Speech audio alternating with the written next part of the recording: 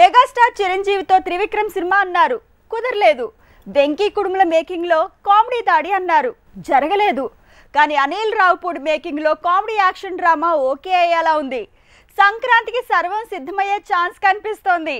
అనిల్ కి టైం బాగా కలిసొస్తుంది. Megastar Chiranjeevi Bhola Shankar August 11న రాబోతోంది. ఆ తర్వాత కళ్యాణ్ కృష్ణ మేకింగ్ లో చిరు సినిమా సెట్స్ పైకి వెళ్తుంది. ఆ తర్వాత ఏంటనే ప్రశ్నకు సమాధానం దొరికింది. కళ్యాణ్ కృష్ణతో చిరు సినిమా అయిపోగానే సంక్రాంతికి అనిల్ రావిపూడి మేకింగ్ లో మెగాస్టార్ మూవీ పట్టారెక్కుతుందట.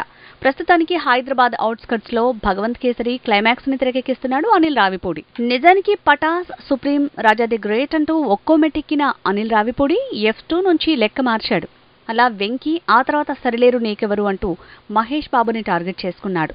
ట్రెండ్ మార్చాడు. నిజంగా ఒక్కో స్టేజ్ నుంచి మార్కెట్ ని, స్టామినాని పెంచుకుంటూ వస్తున్న అనిల్ రావిపూడి ఇప్పుడు మహేష్, బాలయ్య అంటూ పెద్ద హీరోల సినిమాలతో దూసుకువెళ్తున్నాడు. రాజమౌళి తర్వాత వరుస హిట్లతో స్వింగ్ లో ఉన్న దర్శకుల్లో కొరటాల శివ, అనిల్ రావిపూడి ఉండేవాళ్లు.